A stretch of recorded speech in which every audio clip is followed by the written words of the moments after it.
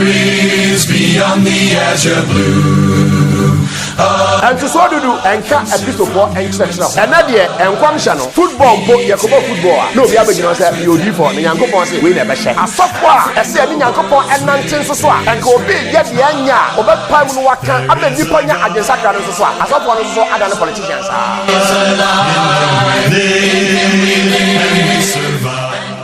Good morning. Already and shout a bill, sir, and then so it also can accra at Yasefo.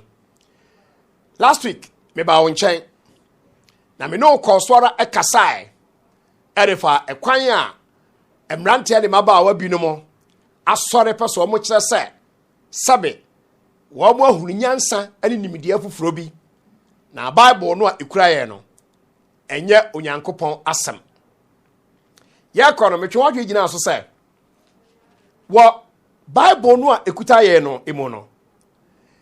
Apam dada no enwoma aye gitu mu no eno ane ye wono enei ana apam foforo enwoma aye gitu mu no eno anso ane ye wono enei na ebia sa wudi mu a let me tell you this, the production of the Bible no say kasa Bible no Nyankopon asem a ye da so ewo human factor ewo Bible no ni production mu na me church mu.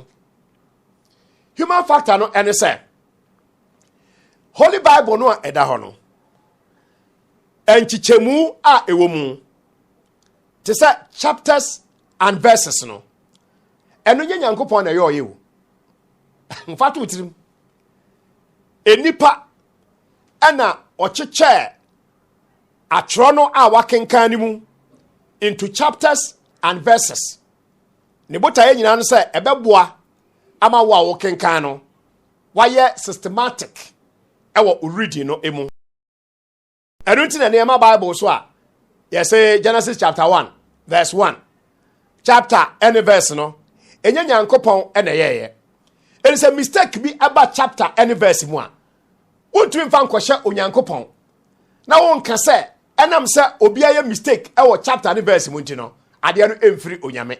It doesn't affect what God has said. Ti asem no yie papa. And what you know, say books Old Testament mu especially. Be as First Kings, Second Kings. What original books no ankasa mu no. Ye nchiche mu enya no First Kings and Second Kings o. Eye nipa na achem ade ama wo. Said ye be ya ebetumi aboa ama entiase atumi aye adwuma.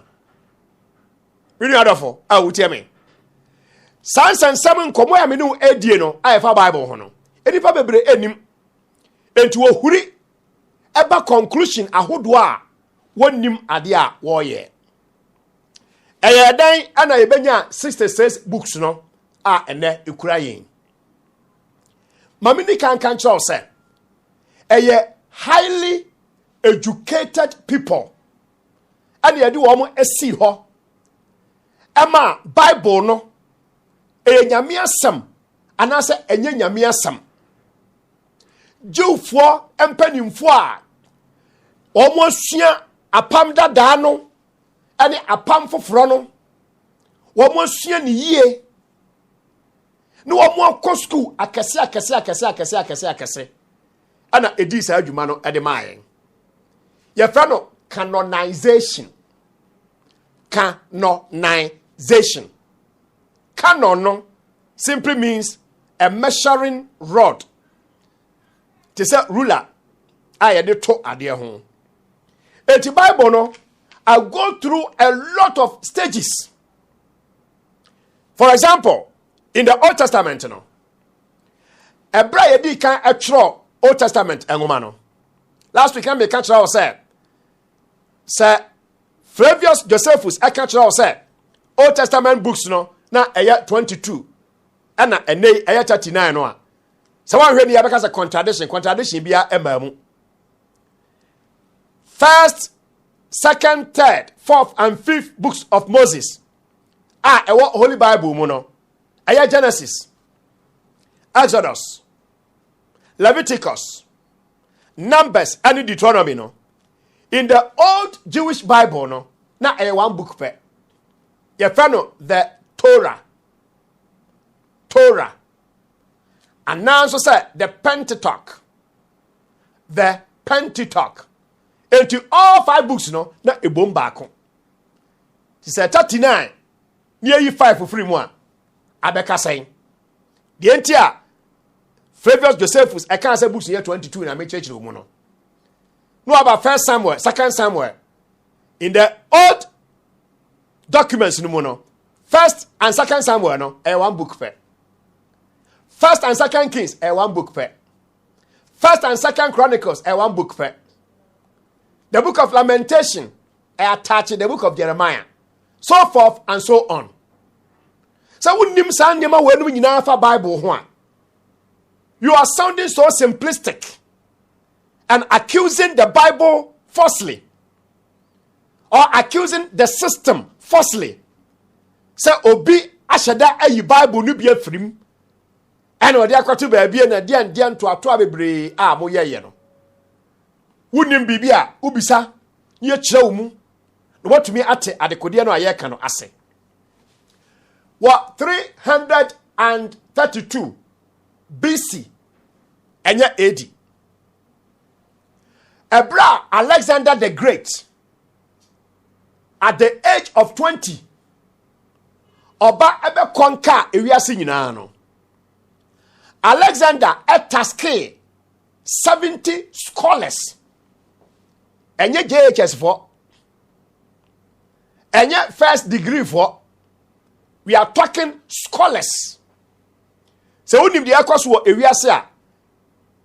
In the ancient world, you know, baby an education wapa Greece. And now I'm talking to you about the Grecian Empire, which was led by Alexander the Great. It is a case of Greek nibi a scholar. We mean scholar. The Old Testament books, you know, they are true ewo Hebrew kasem. Enti Alexander the Great order 70 scholars, you know. So omon translate the Hebrew Bible, no, and famra Greek kasem. Anya asem ketwa me do for wutia me. Ana wa betena Ghana ha say aba trivialize adwuma enipa kese aye. Me do for wutia me. Me chira Greek our Bible college, but me Greek scholar. It is a case will be a scholar. I want you to me translate ya no every ade kwa ha say ya. Enipa mako 70. At say the work Supreme Court. One more tete woni nyina Supreme Court justices no obia di no ho so. Asamba obia study ne de independently. Na ye the verdict na ye the aba. Dem say eba na say enipa 5 e was Supreme Court eka yes. Na enipa 4 eka no. 5 na wini. It's a rule. Other for who tell me. And the books be a honor, say apocryphal books, no, and it's the epigrapher books. And woman, anya no creno, what must subject Sangman to proper scrutiny.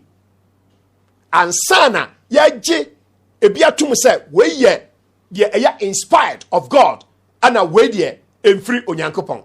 And yes, sabe, and kwala and I'm honor kofa book no mudi huagro. We are talking about scholars. But they say I know Eka Alexander the Great. Order 70 scholars to be already theological material biara. Now edu babia it is taken for granted, sir. You know what we are talking about. It was in the LXX, capital L, capital X, capital X. You can't LXX now. We are referring to the Septuagint. And yet the translation no, 70 scholars no, a translated Hebrew no, and about Greek language no. They say no, all of the Old Testament no, you translate it at the about Greek custom. It sounds like adia kese ba ko Grecian Empire no at the ba ewiase eye omo language. Me da papa wutie me. Asama opasa wotie ase ene say Bible no a ye keka ebo mu no. adwuma enipa da sania ye wo saasase so no e wo ho ansa ne yensa kan sister says books no enye adeketwa emfa bedi agoro e meka no so simplistic say obi ayi bible afrim ye yifrim wo de ekwan so na di kan akachro even chapters and verses of bible mo no enye nyame na ye nipa e na ye ye friend Hugo nipa o cheche bible mu into chapters and verses no ye friend Hugo and one chiri no metis and Crawford say aya Constantine ana oye ayama ye canonize bible no eti Constantine ana kan say ye nyi buku entum na me anyi buku entum ye nyi we entum na me anyi we entum so obi ayesa claims no a wo wutie me no mo mrante no mo ana avramba mu hye ene ne Crawford no edada mo o mo target mo Google it na bisa ho say Constantine no orui our Roman Empire no so from which date to which date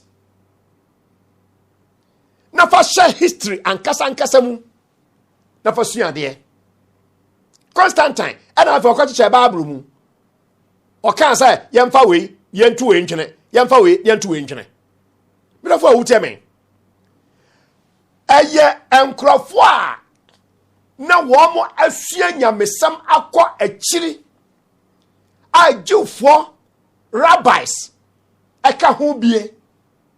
You see what we say obi kra ka tell say Nero and o ma ye Bibles e di gu ho ene ade Nero ebreso no na Jewfo no na omo what we call limited autonomy no omo adi omo ho so ti so di mu a enu nti na Bible no a eda ho mu no ye wo Pilate Pilato no ayeka no enu ne Roman aban na appoint omo ene ye wo Herod for no Jew for no ankasa a omo enjoy omo limited autonomy no omo ahemfo no ana Pharisee for and Sadducee for no ehwe nyamesam ene maso na sabre no Bible no mpo no na nya copies ayekura nipa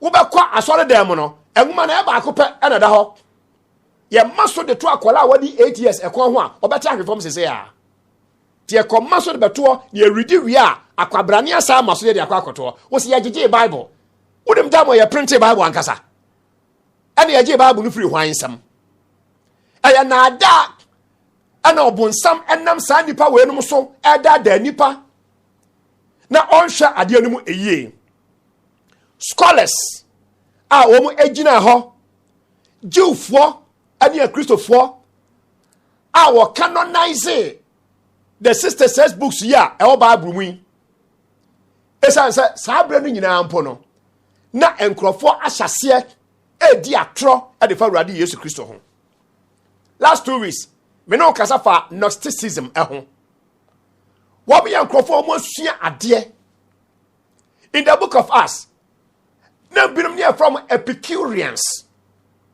na ebinom near from Stoics wonum nyina ya enkrofo a wo mo esi wo mo sua nyansa surunku bi wo secondary takrade a so free apramdo na wo ko St Mary's a wonya do bridge so pa on your right hand side minim said aso ho a bon say eda bi so ya tro ani mu mystery school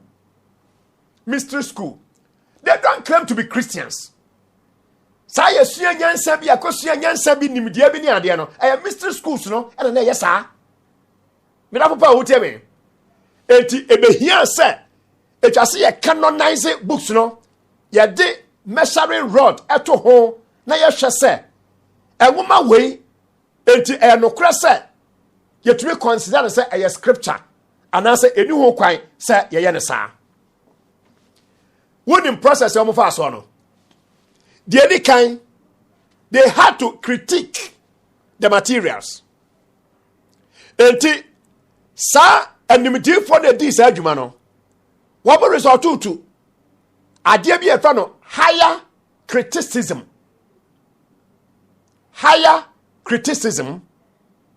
and then lower criticism. Would you any more chia? me sra wo a wotie me a ebia de America no wonte ase wonya nya de America no papa na udi sa krofo we no mo chi a sa na beba but ansan ye be canonize Bible yi da hoi no de nti yi binom to gu nchan say emfiri Nyankopon no ebinom di atropia ebinom so sukura no anklemu sa omo eye inspired books odafo wotie me higher criticism and lower criticism. The scholars, they go through the books. Obi okra Bible bia otimi no say there exists a great harmony amongst the books of the Bible. And to higher criticism one more share word by word, phrase by phrase, statement by statement. And to one more share no mo de compare adwuma ne nya adwuma ketwa odofo awuteme ana mo betetra Ghana ha e de sabe nkwala je chese book obi atwa wo kenka wo ntiase no wo de abe trivialize adwuma enipa kakraka te se aye wasase so hwede mo keka enti president yahodo a etena wiase a omje Bible tu mu no sabe omye sabe enkwasiafo ana mo na mo asoro Ghana ha na mo use mo common sense. Abraham Lincoln na onim de oye engineers, medical doctors, lawyers, scientists yankasa a waji Nyankopon asamo atum waji Bible na tum se free Nyankopon no sabe omo yankwasiafo ana mo a motega na ha ene wa ha yi mo na mo abeya nyansafo. The point is you don't know what you are discussing. Munyankomu etimo kwatete ade na ani so ho no mo a na mo kasa higher criticism wo mo koso edisa adwuma no saa hwem aguma way is it in harmony? If it is Noah and you know ye ya to nchen wo mo wi a no wo mo aba de ye frɛ no lower criticism no eno so you to find a textual criticism and so lower criticism is the same as textual criticism, text by text. Wamu doswa dienu so many years and on this adwuma we ya hwe se wo kenkan de ya entu hwa efiri Onyankopon wana mini adafo a wutia me na ya fra bibi test of canonicity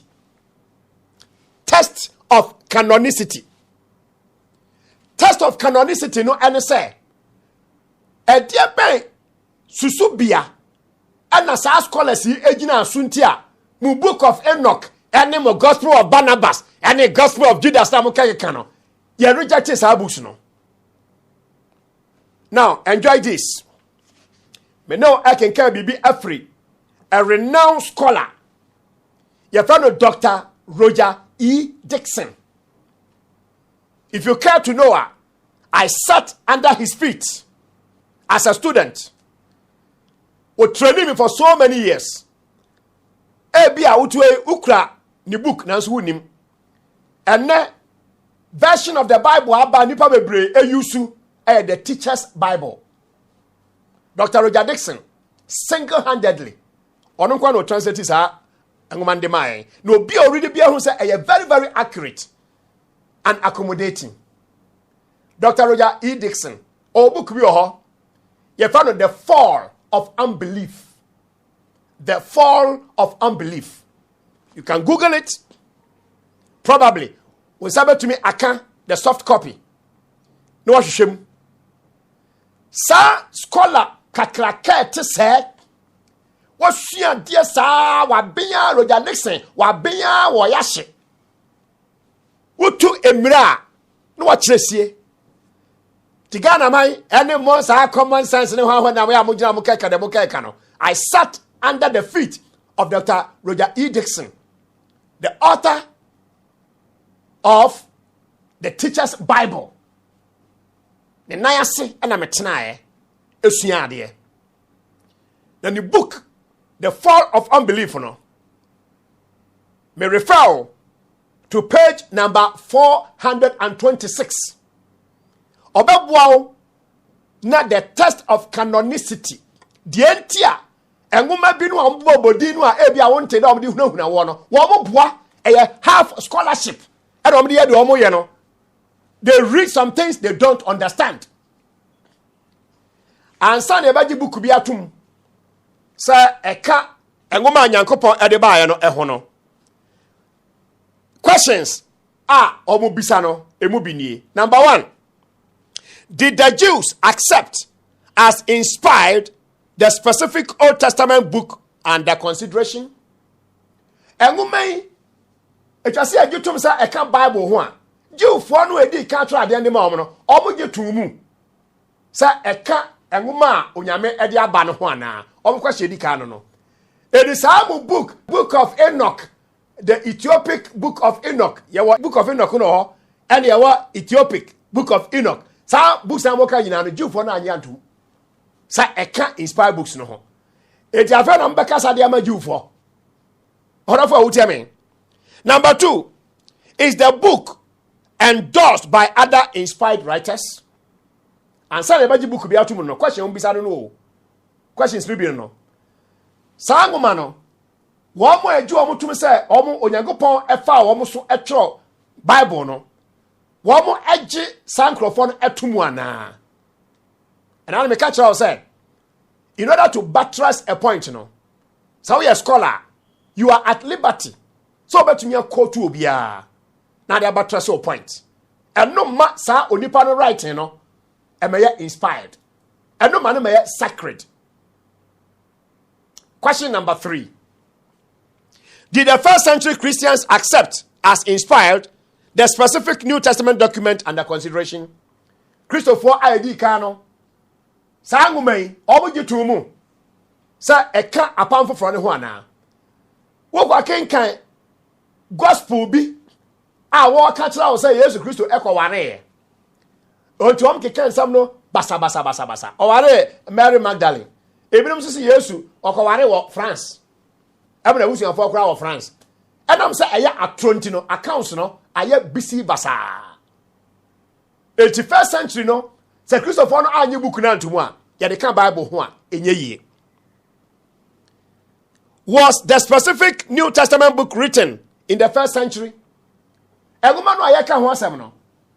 Ye tro no within the first 100 years of the existence of Christianity ana. Busru bebre ekiri ene wo mo tro Christosom atamfo etro ne ma bebre ye authors bebre wasase so. Your conform ye prolific writers. But me a tro am wo say yes wa tro. Now so a different from an inspired book.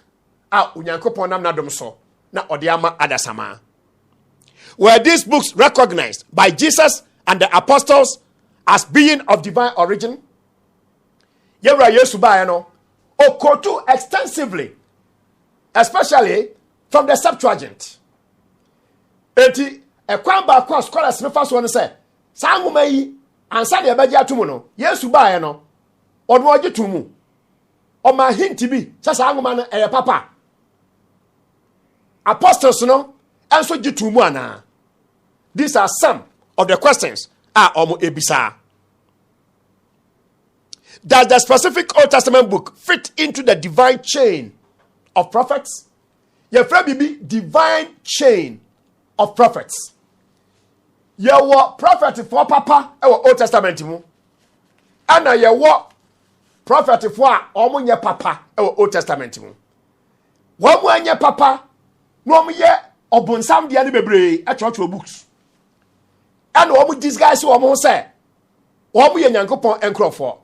Etie bisa sa question ne say sa prophet a watro ade ana obi a all claim so ye prophet a watro ade no sa odi no ehye Isaiah nom Ezekiel nom Jeremiah nom ene ade odi toto ho a ene ne ye ba ko ana sa omo ahu se ene ne ye ba ko a ye yi book no etotwene enchen enye book e wo Bible ni mu ene obi ayi ato atwene ye reject ye ansa ne ye ka engoma no abomu eti obi ka cho say your lost books na eka ho ne ye free mu a it is neither here nor there. These books were not canonized. Asama you know eka eno no. Me na papa tell me. Does the specific book speak with inspirational authority? Yɛfrɛ biribi nso inspirational authority. Yɛwɔ in the law of evidence emu no. So yɛka mmara ho asɛm a law of evidence. Yɛwɔ internal evidence and yɛwɔ external evidence. Ɛnu tina akɔ gyina court a na so asɛm ba magistrate judge no ebisa sɛ charge yɛde abɔ wo ni wodi fɔ anaasɛ wodi bem. Wano ababi abɛka sɛ wodi fɔ no ɛno yɛ internal evidence. Wan kasa wo sɛ wodi fɔ na wana emu bem. Wana wo sɛ enti busra yɛka ho asɛm no. Do they in any way claim to be inspired by God? Wobakenka obehwem beto so do so mu nyina no na oba conclusion da bi engoma we bibia ne won ma oka ne for ono ane ho se ofiri onyankopon ye yi ato nchen. Does the document under examination contradict the teachings of other documents accepted as being inspired? Very, very valid point. Sa book no, uka ni nyina abomu a, ni message no, e contradict other books. Yaji atum se firi Nyankopon no ana. Now most of the apocryphal books no, sa netie. Most of the pseudepigrapha books no, sa netie. Se uka ni nyina abomu a, uti hu no se contradictions bebre sa de ana no Obama Flavius Josephus eka no e contradict Onyankopon ede no. Number 9. Does the document under examination have a sense of inspiration? A sense of inspiration. So no, it internal evidence and external evidence. Internal evidence no is derived from the book itself. And external no aye scholars na omo ye ho adwuma no. Yes, I do away nyina awie. I come out with 66 books. So when I canonized there, was a one tias and Kasa Kofangoma 600 sign and a ebeshemu na ya anya ntumunti. No krebi oho. Me question me bisa mo amoya sa no say. E de be no kre. And the was angoma we no mu. And the beboa wo nkwagye a ya mfa ama. Mo mumie mo na mo kan kire. Mo say book of Enoch mumiem. Na asem a woka a ya asem nwanwa obi anti bi da no onka me ntie me da papa wo tia me Negro Bible e ho no me start free here just confusing people. Negro Bible na me use o oda papa wo tia me enti enne me na Bible so ene nimdie a wo ho e ka kira wo se eniema bebre wo ho no mo a enkrofo bi asori etia tro kronkron no a omu nim de omu eka a Christopher en sorry yen sorry ne yahu de sase ye de be hu ne sase ankrofo ekonya book bi a no omu read a omu ntiase fully na ode aba conclusion na de omu ye nyina ne se ombe lambast Bible ombe demonize Bible na nipa kon ano nyamesom na Christopher de omu nya ya enkoma bare no kra. William Shakespeare or something can say, he who knows and knows he knows is wise, so follow him.